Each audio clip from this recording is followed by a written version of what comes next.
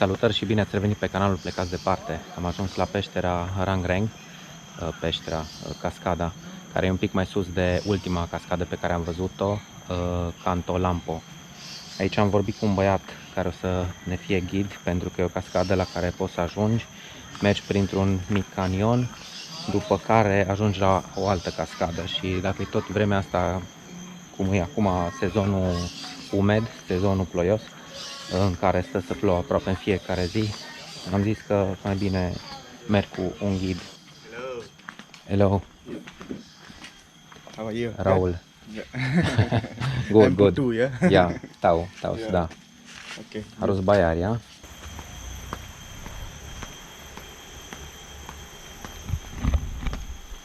El e Putu, Hello. va fi ghidul nostru în excursia asta. Este o excursie în care mi-am lăsat ghiozdanul acolo la caserie. Mi-am schimbat hainele, căci că ajungi în apă până peste cap. Vedem, ne băgăm prin canion și vedem ce găsim. Indah sekali. Yeah, cantik. Cantik.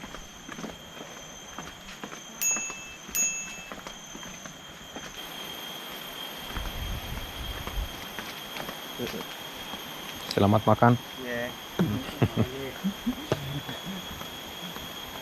Cascada pe care o vede toată lumea, o să o vedem la sfârșit, că e vremea asta așa ploioasă.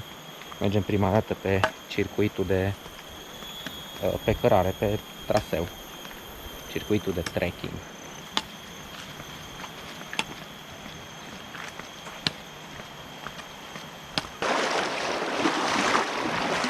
Deci practic o să mergem prin apă. Mi-am lăsat și șlapii, îți desculți.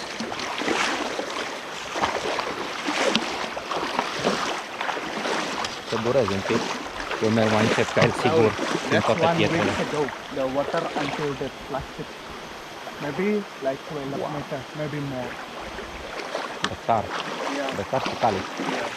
Zice că acum o săptămână a plouat aici, apa s-a umflat, deci la cotă maximă ajunge la 15 metri. Săptămâna trecută a ajuns la 12 metri înălțime. Plasticurile astea din copaci, care se văd acolo în spate, sunt aduse de apă de la satele de mai sus. Ei ziceau că au aici și mașină de reciclat de plasticuri, dar din păcate curăță plasticurile după alții.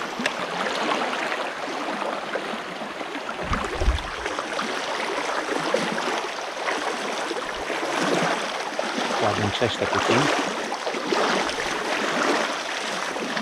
Dar pe jos e nisip. Și în față e incredibil câte plasticuri atârnă din copaci.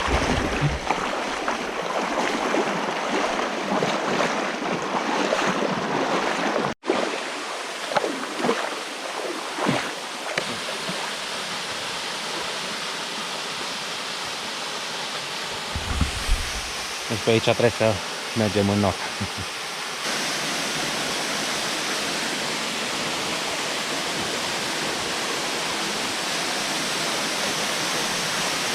Telefonul meu e la el în pungă și camera asta teoretic ar trebui să fie impermeabilă, dar o să încerc totul deasupra apei.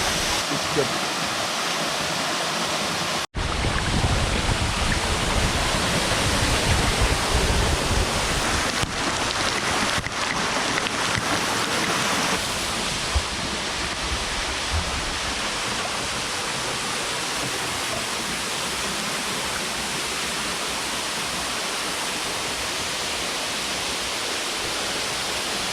Tare frumos locul.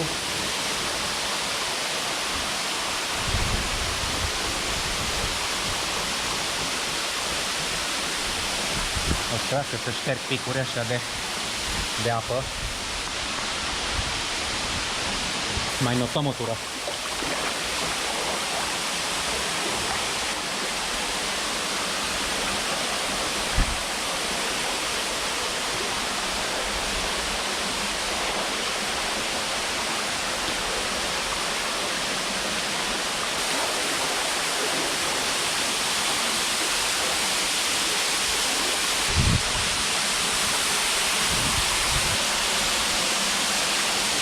Foarte frumos.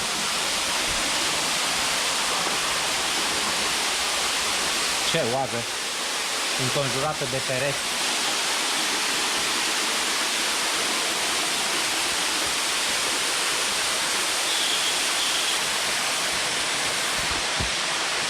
Ne dăm cu hinta.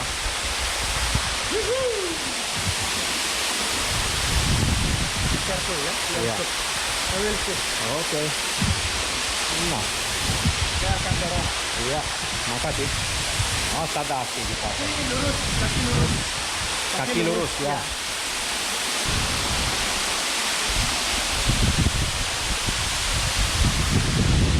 Din câte văd, e cam aburită camera și îmi pare foarte rău. O să văd cum rezolv problema după ce mă dau jos de pe hinta asta.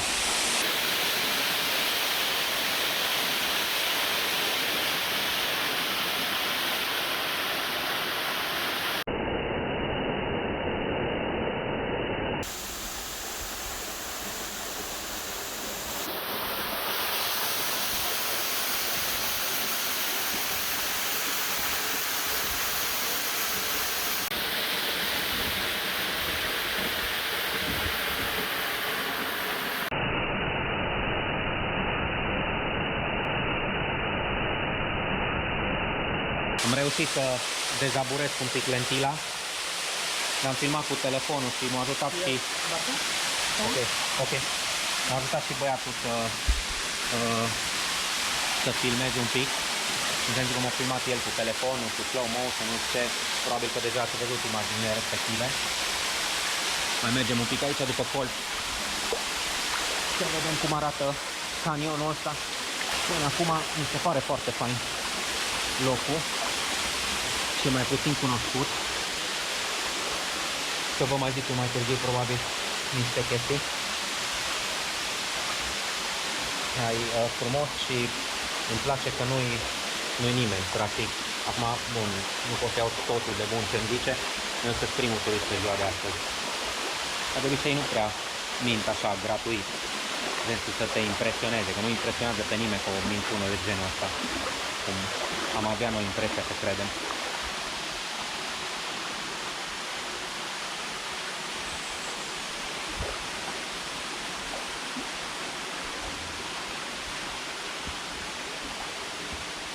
Îmi zicea mai devreme că, adică l-am întrebat ce se întâmplă dacă crește apa. Adică suntem acum, să zicem, începe să plouă, ce ne facem? Zicea că are niște rute, niște cărări de ieșire, una dintre ele este pe aici. Rute pe care dacă începe ploaia, se uită, vede, crește apa sau nu crește, în fine, iese pe lateral și ajunge undeva sus în sat, cu siguranță. Lebih indah sekarang dengan matahari.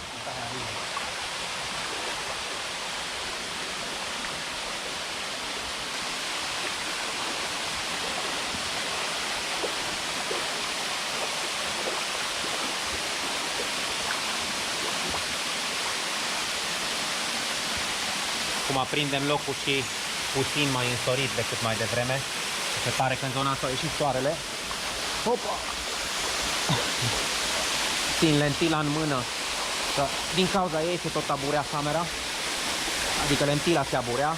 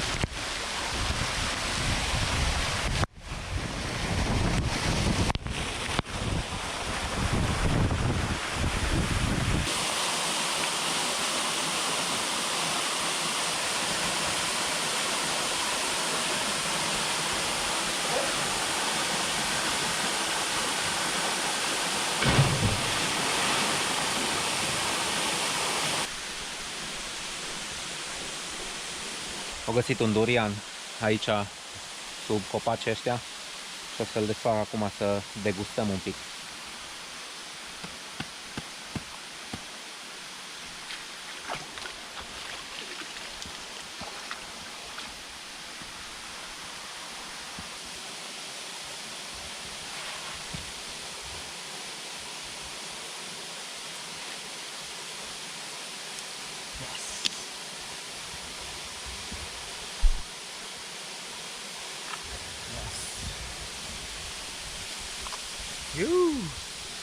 Oh, Durian. bagus. Bagus.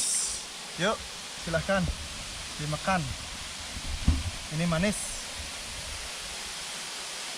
Super.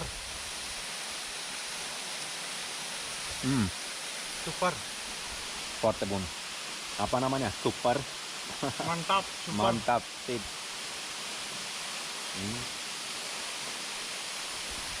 Foarte gustos. Am mai mâncat durianul ăsta în, nu mai știu, în Kuala Lumpur sau în Singapore cu câțiva ani. Nu în Singapore, că acolo interzis să umbli cu durianul la tine. În Kuala Lumpur. Sekarang musim durian? Mulai atau akhir? Udah mulai akhir. Akhir. Sudah akhir.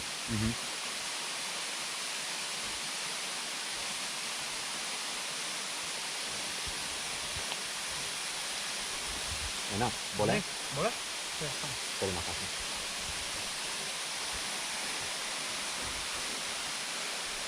Foarte bun. Nu știu cum să-l descriu. Am mai încercat toată pentru o postare pe blog să-l descriu. Acum, cei care v-ați înscris mai nou, mai recent pe canal, și nu știu dacă știți sau nu știți, eu am mai de mult, dinaintea canalului de YouTube, am un blog pe care am mai scris, am mai documentat călătoriile mele din Asia, respectiv Indonezia cel mai mult. Aici mi-a plăcut foarte mult. Am mai vorbit de durian într-una dintre postele de acolo. Apa pohon dari atas durian? Ini pohon, tapi yang berbuah Ya. yang di atas. Yang di atas. Ya. Ini masih kecil. Ini pohonnya. Ya. Itu Kecil. 2, 3. Ăstea 3 zice că bine vreo 5. Sunt copaci de durian, dar ăsta zice că au căzut de undeva de mai sus. Uitați-vă numai cum e acolo. E o junglă, deci e tot felul de copaci. Ambil ini untuk teman kamu di atas, di kasir. Oh. Ini buat saya. Ok. Am dovedit durianul împreună cu putul. Uai, na, frumoasă experiență, în orice caz, acum mai avem un pic de mers până jos. Nu durează chiar o oră jumate, 2, decât dacă pierzi vremea foarte mult cu filme, fotografii. N-am fost interesat în mod special să fac selfie-uri pe acolo, mi-am făcut el o grămadă de poze, mai multe decât mi-aș fi dorit. Deci, teoretic, dacă aveți o oră la dispoziție și vă organizați bine, hai, merge și într-o oră.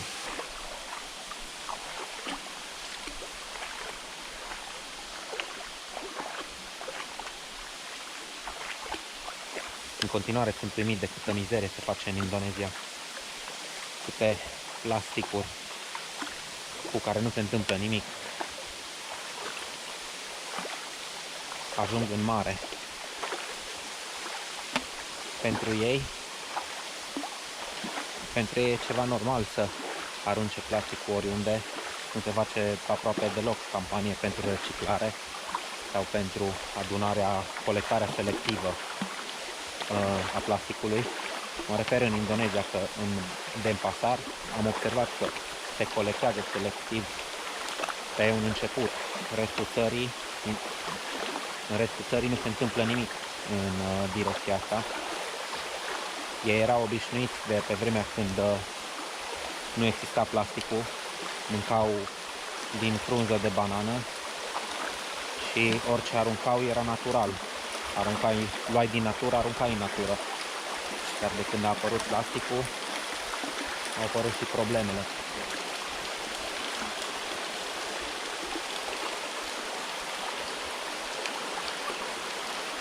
și în general în orașe poluarea cu plasticuri e enormă, să nu mai zic de noxe. Rămânem deocamdată doar la plasticuri.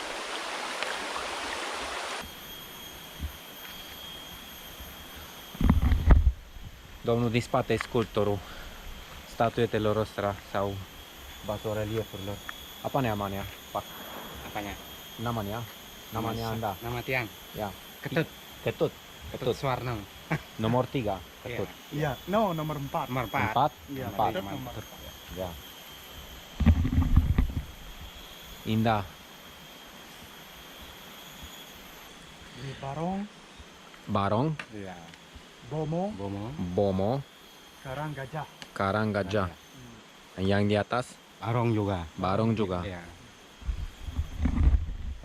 Denumirile zeităților induse de aici din Bali, pe care le sculptează domnul Cătut.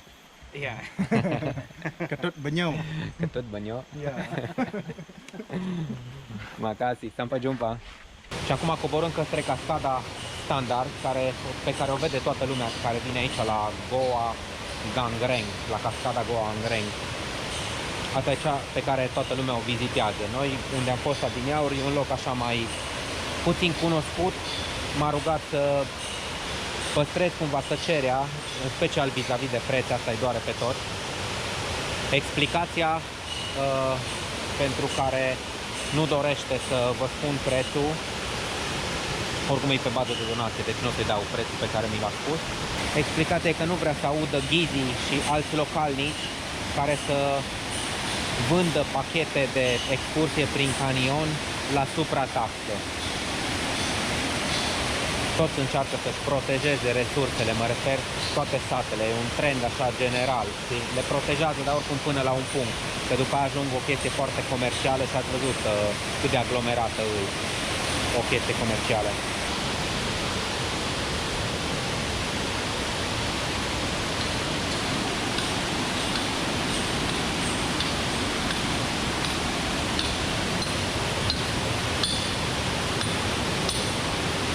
Sper să se audă ceva.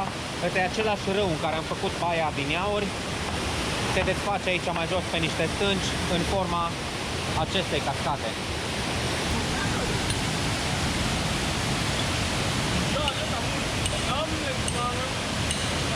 Asta ce spuneam, amenajează locul să vină mai mulți turiști. Oamenii ăștia sapă niște scări.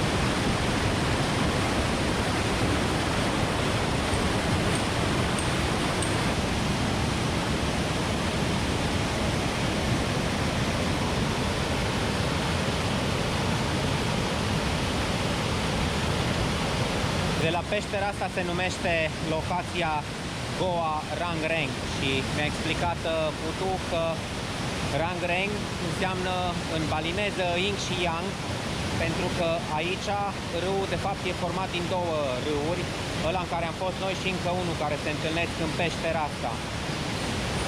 Și atunci e o confluență de râuri ce este aici așa.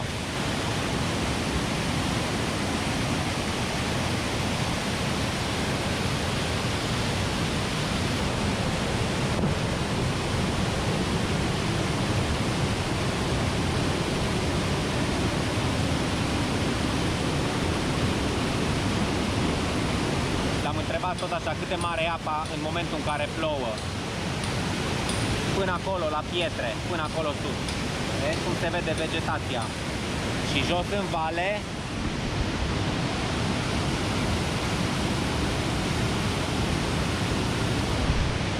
vale până acolo la nivelul vegetației e apă. Deci totul e plin de apă aici. Peștera e plină până sus.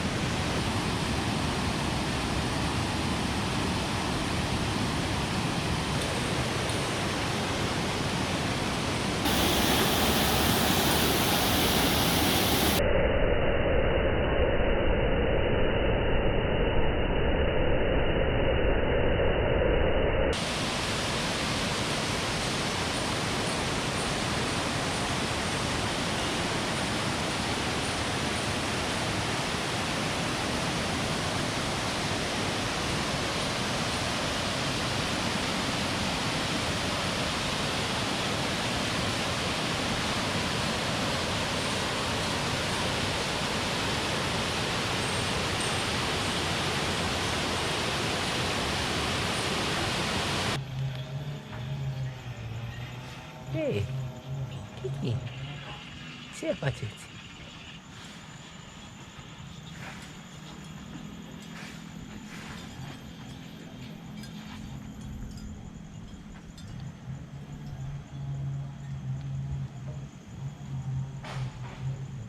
Hai. Au, au, au, nu mușca, nu mușca.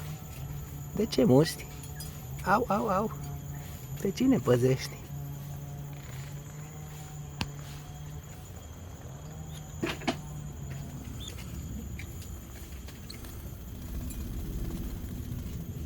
Bun, am terminat cu cascada asta, am băut cafea liniștit. Între timp vremea s-a înfrumusețat, a ieșit soarele, așa că mergem să mai vedem o cascadă, sau cel puțin una.